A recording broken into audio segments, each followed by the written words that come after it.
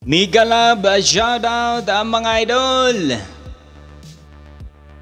After nating ma-confirm this few days mga idol, itong si Kaya Sakari Soto ay maglaro diyan po sa kupunan ng Orlando Magic at this NBA Summer League.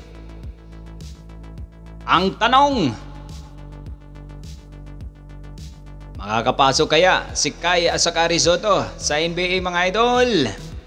Yan po ang ating susundan o sagutin maya-maya po lamang mga idol.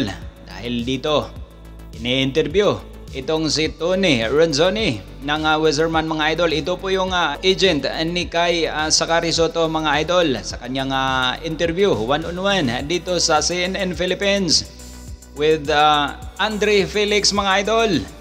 Tanong ni Andre Felix mga idol, makapagsuot na ba ng uniforme ng NBA Orlando Magic jersey itong si Kay Sakari Soto mga idol? Walang kaabog-abog. Sinagot, humble answer from Tony Ronzoni ng Wizardman mga idol, ang agent po ni Kay Soto. 50-50. Ibig sabihin 50-50, pwedeng hindi, pwedeng oo. Ginawa na lahat ng agent nitong si Kay Soto mga idol, itong si Tony Ronzoni mga idol. Ang lahat, na ilapag na lahat.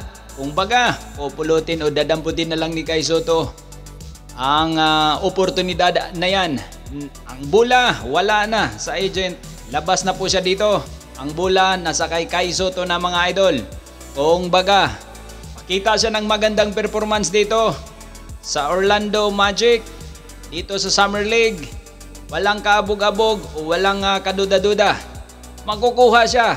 Pero kung pababayaan niya ang kanyang magandang laro, dahil itong dito mga idol, gustong-gusto. Sabi naman ng agent ni Kay Soto, gustong-gusto itong si Kay Soto sa Orlando Magic, ng Orlando Magic mga idol. Papatunayan yan dahil hindi kailanman nagpunta ang minicamp ni Kay Soto dyan po sa Orlando Magic. 2022 pa, nag-try out dyan si Kay Soto.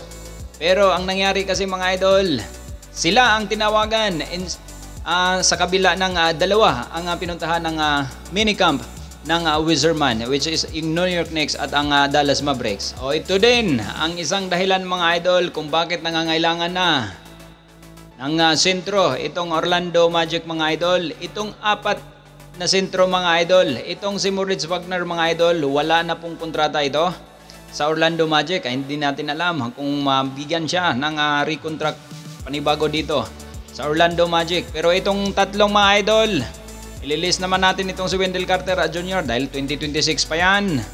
Magtatapos ang kanyang kontrata. Itong dalawang to mga idol, si Goga Betadze at itong si Bol Manot Bol. Player option na lang po nilalabi dito mga idol. At itong dalawang ito, mas mataas dito, di hamak ng stats ni Kay Soto kaysa sa dalawang ito mga idol. Dahil itong si Bol Manot Bol, mayroon lang itong 9.1 points per game. At itong si Goga Betadze mga idol, mas mababa dito, 5.8 points per game.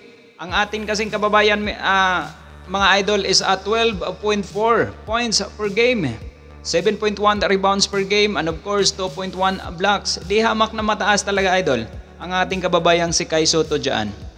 At dyan lang po mga idol, para sa aking pananaw mga idol, ang bula nasa Kay Soto na. Okay, mabuhay ang Pilipinas, mabuhay ang Pilipino, mabuhay ang OFWs nating kababayan abroad.